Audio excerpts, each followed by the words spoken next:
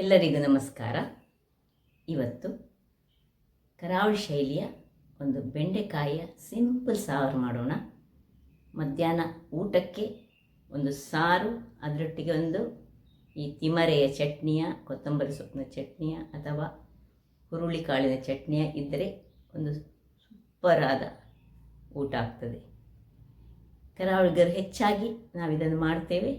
ಒಂದು ಸ್ವಲ್ಪ ಬೆಂಡೆಕಾಯಿ ಇದ್ದರೆ ಸಾಕು ಮತ್ತು ಒಂದು ಟೊಮ್ಯಾಟೊ ಇದ್ದರೆ ಸಾಕು, ಬಹಳ ಟೇಸ್ಟಿಯಾಗಿ ಬರುವಂತಹ ಈ ಸಾರನ್ನು ಹೇಗೆ ಮಾಡೋದೆಂದು ನೋಡೋ ಮೊದಲು ಯಾರೆಲ್ಲ ನನ್ನ ಚಾನಲನ್ನು ನೋಡ್ತಿದ್ದೀರಿ, ಯಾರೆಲ್ಲ ಇನ್ನೂ ಸಬ್ಸ್ಕ್ರೈಬ್ ಮಾಡಿಲ್ಲ, ದಯವಿಟ್ಟು ಸಬ್ಸ್ಕ್ರೈಬ್ ಮಾಡಿ ಸಪೋರ್ಟ್ ಮಾಡಿ ಅಂತ ಹೇಳುತ್ತಾ ಬನ್ನಿ ಹೇಗೆ ಮಾಡೋದೆಂದು.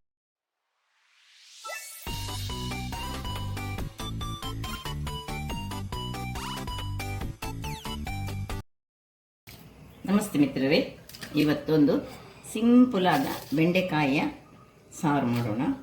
ಇಲ್ಲಿ ನೋಡಿ, ಸ್ವಲ್ಪ ಬೆಂಡೆ ಉಂಟು, ಒಂದು ಟೊಮ್ಯಾಟೊ ಉಂಟು, ಒಂದು ನೀರುಳ್ಳಿ ಮತ್ತು ಸ್ವಲ್ಪ ಕರಿಬೇವಿನ ಸೊಪ್ಪು, ಒಂದು ಚಮಚದಷ್ಟು ಸಾಸಿವೆ. ಇಲ್ಲಿ ಇದರ ಮಸಾಲೆಗೆ ಎಂತ ಹೆಚ್ಚೇನೂ ಇಲ್ಲ, ಇದೊಂದು ಸಾರು. ಒಂದು 2 ಅಥವಾ 3 ಸಣ್ಣ, ನಾನು 2-3 ತೆಗೆದುಕೊಂಡಿದ್ದೇನೆ. ಬ್ಯಾಡಿಗೆ ಮೆಣಸು ತೆಗೆದುಕೊಂಡಿದ್ದೇನೆ. ಒಂದು ಸಣ್ಣ ನಿಂಬೆಗಾತದ ಹುಳಿ, 4-5 ಬೆಳ್ಳುಳ್ಳಿ, ಒಂದು ಅರ್ಧ ಚಮಚ ಜೀರಾ, ಅರ್ಧ ಚಮಚ ಉದ್ದಿನಬೇಳೆ, ಅರ್ಧ ಚಮಚ ಒಂದು ಚಮಚ ಕೊತ್ತಂಬರಿ ಬೀಜ. ಈಗ ಮೊದಲಿಗೆ ಒಂದು ಪಾತ್ರೆಯನ್ನು ಇಟ್ಟು ಇವುಗಳನ್ನೆಲ್ಲವನ್ನು ಸಹ ಈ ಬೆಳ್ಳುಳ್ಳಿ ಮತ್ತು ಹುಳಿಯನ್ನು ಬಿಟ್ಟು ಮೆಣಸು, ಉದ್ದಿನಬೇಳೆ, ಜೀರಿಗೆ, ಕೊತ್ತಂಬರಿ ಬೀಜ ಇಷ್ಟನ್ನು ಚೆನ್ನಾಗಿ ಒಂದು ಫ್ರೈ ಮಾಡುವಾಗ ಸ್ವಲ್ಪ ಕರಿಬೇವಿನ ಸೊಪ್ಪನ್ನು ಇದರಲ್ಲಿ ಒಂದು 2-3 ಎಳೆಯಷ್ಟು ಕರಿಬೇವಿನ ಸೊಪ್ಪು ಹಾಕೊಳ್ಳೋಣ. ಒಂದು ಸಣ್ಣ ಚಮಚದಷ್ಟು ಎಣ್ಣೆ. ಈಗ ಇದನ್ನು ಸಣ್ಣ ಉರಿಯಲ್ಲಿ ಒಂದು ಘಮ ಬರುವವರೆಗೆ ಸ್ವಲ್ಪ ಹುರಿದುಕೊಳ್ತಿದ್ದೇನೆ. ವೀಕ್ಷಕರೇ, ಇಲ್ಲಿ ನೋಡಿ ಇದಾಯಿತು. ಇದನ್ನು ಆಫ್ ಮಾಡಿಕೊಂಡು ಇದನ್ನು ತಣ್ಣಗಾಗಲಿಕ್ಕೆ ಬಿಡೋಣ. ಇಲ್ಲಿ ಈ ಬೆಂಡೆಕಾಯಿಯನ್ನು ಸಾಧಾರಣ ನೋಡಿ ಇಷ್ಟಿಷ್ಟು ಸಾಕು, ಇಷ್ಟಿಷ್ಟು ಕಟ್ ಮಾಡಿದರೆ ಸಾಕು. ಕಟ್ ಮಾಡಿಕೊಂಡು ಎಲ್ಲವನ್ನು ಸಹ ಕಟ್ ಮಾಡ್ಕೊಂಡು ಇಡ್ತೇನೆ. ಬೆಂಡೆಕಾಯಿ ಎಲ್ಲ ಕಟ್ಟಾಯಿತು. ಈಗ ಇದನ್ನು ಪಕ್ಕಕ್ಕಿಟ್ಟು ಇಲ್ಲಿ ಇದು ತಣ್ಣಗಾಗಿದೆ. ಒಂದು ಮಿಕ್ಸಿ ಜಾರನ್ನು ತೆಗೆದುಕೊಂಡು ಏನೆಲ್ಲ ನಾವು ಮಸಾಲೆ ಮಾಡಿದ್ದೇವೆ ಪ್ಲಸ್ ಈಗ ಅದಕ್ಕೆ 2-3 ಬಗೆ ಹಾಕ್ಕೊಳ್ಳೋಣ. ಇನ್ನು ಒಂದು 2 ಬೆಳ್ಳುಳ್ಳಿ, ಒಂದು ಸಣ್ಣ ಲಿಂಬೆಗಾತದ ಹುಳಿ, ಅಷ್ಟು ದೊಡ್ಡ ಲಿಂಬೆ ಬೇಡ, ಸ್ವಲ್ಪ ನೀರುಳ್ಳಿ, ಒಂದು ಸ್ವಲ್ಪ ಟೊಮ್ಯಾಟೊ, ಸ್ವಲ್ಪ ಹಳದಿಯ ಪುಡಿ, ಒಂದು ಅರ್ಧ ಚಮಚದಷ್ಟು ಹಳದಿಯ ಪುಡಿ ಹಾಕಿ ನೀರನ್ನು ಹಾಕಿ ಇದನ್ನೊಂದು ಗ್ರೈಂಡ್ ಮಾಡಿ ತರ್ತೇನೆ. ವೀಕ್ಷಕರೇ, ಇಲ್ಲಿ ನೋಡಿ ಮಸಾಲೆ ಈ ರೀತಿಯಾಗಿ ರೆಡಿ ಆಯಿತು. ಏನಿಲ್ಲ, ಜಸ್ಟ್ ಇಷ್ಟು ಮಸಾಲೆ ಇದಕ್ಕೆ, ಮತ್ತು ಬೇರೆ ಏನು ಹಾಕ್ಕೊಳ್ಳಿಕ್ಕೆ ಇಲ್ಲ. ಇದನ್ನು ಪಕ್ಕಕ್ಕೆ ಇಟ್ಕೊಳ್ಳೋಣ. ಇಲ್ಲೊಂದು ಬಣಾಲೆಯನ್ನು ಇಟ್ಕೊಂಡಿದ್ದೇನೆ, ಬಣಾಲೆಯನ್ನು ಉರಿಸಿಕೊಂಡಿದ್ದೇನೆ. ಈಗ ಸ್ವಲ್ಪ ಎಣ್ಣೆಯನ್ನು ಹಾಕಿ ಬೆಳ್ಳುಳ್ಳಿ,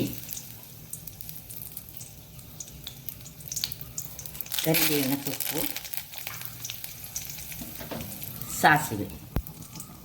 ಸಾಸಿವೆ ಸಿಡಿಯುವಾಗ ಈ ಒಂದು ಹೆಚ್ಚಿಟ್ಟಂತಹ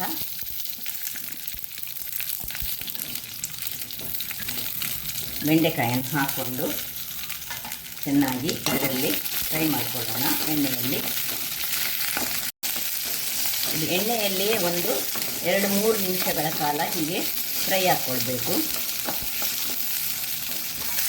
ಅಷ್ಟಾಗುವಾಗ ಒಳ್ಳೆ ಫ್ರೈ ಆಯಿತು. ಒಗ್ಗರಣೆಯಲ್ಲಿ ಇದನ್ನು ಫ್ರೈ ಮಾಡಿಕೊಳ್ಳೋದು ನಾವು. ಆಮೇಲೆ ಈಗ ಉಪ್ಪು ಒಂದು ಸುರಿಗೆ ಹಾಕ್ಕೊಳ್ಳಿಕ್ಕಿಲ್ಲ, ನೀರುಳ್ಳಿ ಹಾಕ್ಕೊಳ್ತಿದ್ದೇನೆ.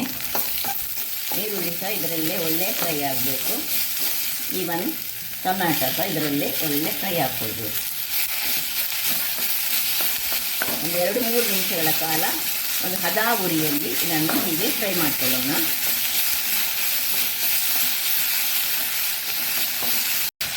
ಇಲ್ಲೀಗ ನೀರುಳ್ಳಿ ಸ್ವಲ್ಪ ಕಲರ್ ಚೇಂಜ್ ಆಗುವಾಗ ನಾವೀಗ ಇದಕ್ಕೆ ಕಲ್ಲುಪ್ಪನ್ನು ಹಾಕೊಳ್ಳೋಣ. ಸ್ವಲ್ಪ ಕಲ್ಲುಪ್ಪು ಹಾಕ್ಕೊಳ್ತಿದ್ದೇನೆ. ಕಲ್ಲುಪ್ಪನ್ನು ಹಾಕಿ ಈ ಒಂದು ಮಸಾಲೆ ಏನುಂಟು ಮಸಾಲೆಯನ್ನು ಸಹ ಇದರಲ್ಲಿ ಹಾಕೊಳ್ಳೋಣ. ನಿಮಗೆ ಇಂಥ ಮಸಾಲೆ ಮಾಡಲಿಕ್ಕೆ ಆಗದಿದ್ರೆ ನಿಮ್ಮದು ಸಾರಿನ ಪುಡಿ ಇದ್ದರೆ ಸಾರಿನ ಪುಡಿಯನ್ನು ಸಹ ಖಾಲಿ ಯೂಸ್ ಮಾಡ್ಕೊಳ್ಬೋದು ಮಸಾಲೆ ಮಾಡುವವರೆಗಳು. ಮಸಾಲೆ ಇಲ್ಲದವರಿಗೆ ನಾನು ಕೆಲವರಿಗೆ ಸಾರಿನ ಪುಡಿ ಹೇಗೆ ಮಾಡೋದು ಅಂತ ಕೆಲವರಿಗೆ ಗೊತ್ತಿರ್ತಿಲ್ಲ. ಹಾಗಿರುವಾಗ ನೋಡಿ ಇದನ್ನು ಸ್ವಲ್ಪ ಹೀಗೆ ಇದನ್ನು ಮಸಾಲೆಯಲ್ಲಿ ಹೀಗೆ ಮಿಕ್ಸ್ ಮಾಡಿಕೊಳ್ಬೇಕು. ಇನ್ನು ನೀರನ್ನು ಎಷ್ಟು ನೀರು ಬೇಕು ಸುರಿಗೆ ಖಾಲಿ ಒಂದೂವರೆ ಲೋಟದಷ್ಟು ನೀರನ್ನು ಹಾಕೊಳ್ಳೋಣ. ಇನ್ನೊಂದು ಅರ್ಧ ಲೋಟದಷ್ಟು ನೀರನ್ನು ಹಾಕಿ ಈ ಮುಚ್ಚಳವನ್ನು ಮುಚ್ಚಿಕೊಂಡು ನಾನು ಇದನ್ನು ಬೇಯಿಸ್ತಿದ್ದೇನೆ. ವೀಕ್ಷಕರೇ ಇಲ್ಲಿ ನೋಡಿ 5 ನಿಮಿಷ ಆಗುವಾಗ ಒಳ್ಳೆ ಕುದ್ದು ಬೆಂದಿತ್ತು ನೋಡಿ. ಈಗ ಈ ಮಿಕ್ಸಿಯಲ್ಲಿ ನಾನು ತೊಳೆದಂತಹ ಸ್ವಲ್ಪ ನೀರು ಉಳಿದಿದೆ ಅದನ್ನು ಹಾಕ್ಕೊಳ್ತಿದ್ದೇನೆ.